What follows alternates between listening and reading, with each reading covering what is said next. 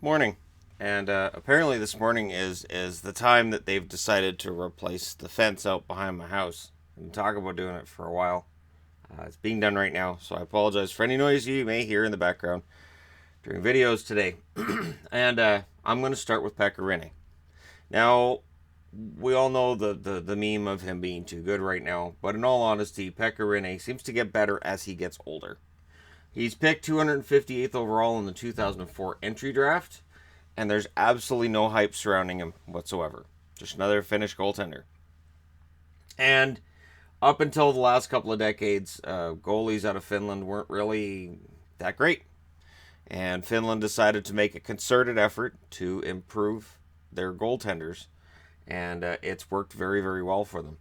He makes his debut in 2005-2006. He only plays 2 games, 1 win, 1 loss, 3.8 goals against, and a .900 save percentage. No hype. 2006-2007, he spends the whole season in the American League. 2007-2008, he plays 1 game at the NHL level as in relief. Doesn't allow a goal, so all of his numbers are perfect. It's all great. 2008-2009, this is where he becomes a starter, and he becomes a star in the NHL. 29 wins, 15 losses, 4 overtime losses in his 52 appearances, 2.38 goals against, .917 save percentage. And out of nowhere, Nashville has an excellent starting goaltender. 2009-2010, 58 games played, 32 wins, 16 losses, 5 overtime losses, 2.53 goals against, .911 save percentage. So he continues his growth and his movement towards being one of the best starters in the game. But there's still no indication yet how good he could really be. 64 games in 2010-2011, 33 wins, 22 losses, 9 overtime losses, 2.12 goals against, .930 save percentage. This is the year that the entire NHL realizes, wow, this Rinne kid is a pretty good goaltender. He's pretty solid. And in that season, he ends up being a second-team All-Star. He is also a finalist for the Vezina Trophy. That's the first time that had happened. 2011-2012, 73 games played, 43 wins, 18 losses, 8 overtime losses, 2.39 goals against, .922 save percentage. Again, he is a finalist for the Vezina. Doesn't finish as one of the NHL's All-Stars, but he is a finalist for the Vezina. Now, when I say NHL All-Stars, what I mean is at the end of the year, you have your vote on your first-team All-Stars, your all-team center, left wing, right wing, defense, and goaltender, and second team as well. Famously, of course, Ovechkin in one season was nominated for both right wing and left wing. So, that happens. 2012-2013, he plays 43 games, 15 wins, 16 losses, 8 overtime losses, 2.43 goals against, and a .910 save percentage. And now the conversation becomes, Rinne's kind of overrated, isn't he? And that gets worse in 2013-2014. 24 games played, 10 wins, 10 losses, 3 overtime losses, 2.77 goals against, .902 save percentage. Yeah, he's really peaked. He's on his way down now. .902 save percentage. He's not that good. 64 games played the next season, 41 wins, 17 losses, 6 overtime losses, 2.18 goals against, .923 save percentage. Suddenly he's a pretty solid goaltender, but still, there are people who look at advanced stats and they're like, oh, he's not that good. We're going to prove he's not that good. They're obsessed with proving he's not that good, right? 2015-2016, he kind of gives them some more ammo. 34 wins, 21 losses, 10 overtime losses in his 66 games played. 2.48 goals against, .908 save percentage. So for people who look at save percentage and quality of shots and all this stuff, they look at Rinne at this point and they say, well, see, clearly, look, he's overrated. But 2016-2017, he plays 61 games, 31 wins, 19 losses, 9 overtime losses, 2.42 goals against, .918 save percentage, and now he's above the average in the NHL for save percentage, and all of his numbers are pretty solid. And in 2017, of course, they go to the Stanley Cup final. So for people who love Rinne, they look at the Stanley Cup run and they go, this shows how great he is. For people who don't like Rinne, they look at how he played in Pittsburgh that spring and say, see, he's not that good. They just got onto a fluky run. That's all it was.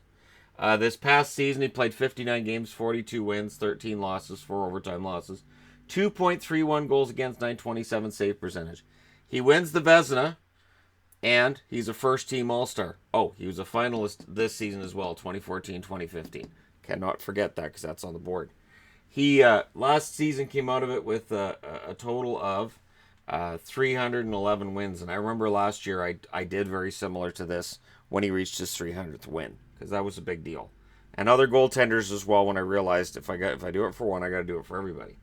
Now, Rinne ended up last year with that 927 save percentage, 2.31 goals against, set a new career best with 42 wins. No, almost a career best. Career best right here is 43. So he hits 40 wins for the third time in his career. And that 927 save percentage, not too bad. So what does he do for an encore this season? So far, it's been quite the encore. He's played 13 games. He has 9 wins, 2 losses, 1 overtime loss, 1.64 goals against, and a 944 save percentage. Now, his career averages would tell you that's going to come down. His career averages would tell you that there's going to be an adjustment after Thanksgiving where his numbers become more human and less godlike. But I don't think it's going to come down that much. Now, he currently sits at number 27 on the all-time wins list. At number 20 is Rogie Vachon with 353.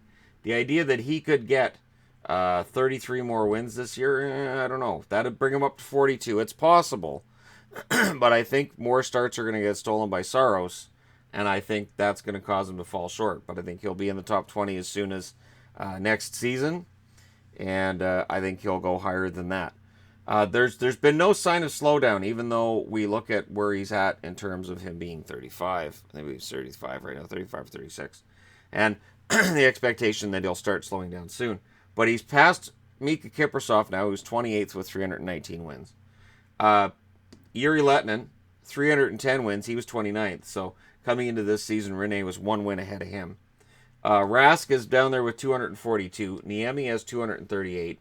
The retired Nick Backstrom, 196. And then next up on the Finnish goaltenders list is Vesa Toskala with 129. And it's interesting, too, that both Kiprasov and Toskala came out of that goaltending factory in San Jose and went on to success elsewhere. I know Toronto fans are going to be like, what success? Toskala was good his first couple of years. Rinne is, in my mind, the best goaltender to come out of Finland. And I know there's going to be people who say, well, Kiprasov was better. Kiprasov had a couple of excellent, really, really, really excellent seasons. But when you look at their entire body of work, I would put Rinne ahead of him. Rinne's played a total of 83 playoff games. He has a 43-40 record with 5 shutouts in the playoffs.